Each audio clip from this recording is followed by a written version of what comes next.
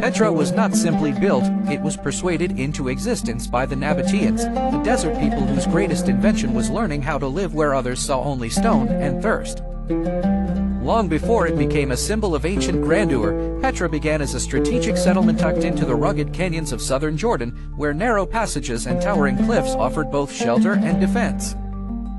The Nabataeans, likely emerging as a powerful Arab trading people by the 4th century BC, shaped Petra into a capital that blended survival, commerce, and artistry into one of the ancient world's most remarkable cities.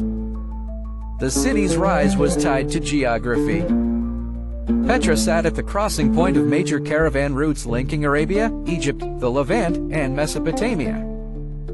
These routes carried luxury goods that ancient elites coveted: frankincense and myrrh from southern Arabia, spices from India, silk and rare textiles from farther east, and bitumen, copper, and precious metals from the region.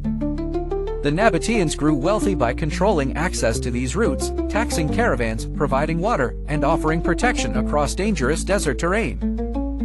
Their name became associated with reliability, and their capital with profit. Petra was not merely a marketplace, it was a middleman empire carved into rock. What made the Nabataeans exceptional was not only that they traded, but that they understood how to make trade possible in a harsh climate. Petra's wealth depended on water, and water depended on engineering. The city's builders created a sophisticated system of dams, cisterns, channels, and terracotta pipes that captured rainfall and redirected flash floods. They cut channels into rock walls, used plaster to line water facilities, and stored precious runoff in reservoirs that could sustain thousands of people. In a place where survival seemed improbable, the Nabataeans transformed scarcity into stability.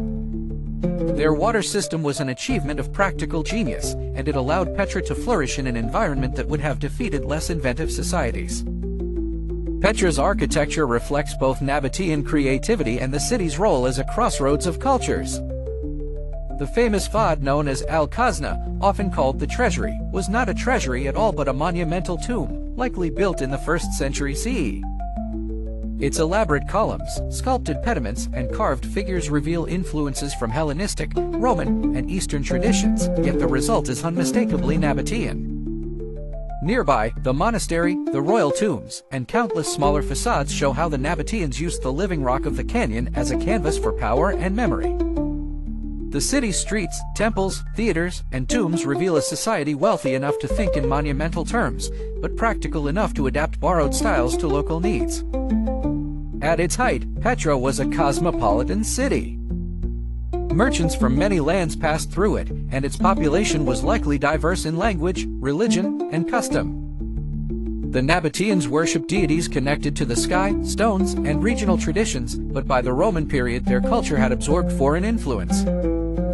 This blending helps explain Petra's lasting fascination. It was never isolated, but rather a meeting point where desert tradition and imperial ambition met in stone. Petra's decline came gradually, then suddenly. The Roman Empire annexed the Nabataean Kingdom in 106 CE, turning Petra into part of the province of Arabia. Although the city remained important for some time, trade routes shifted as sea transport became more efficient and political conditions changed across the region.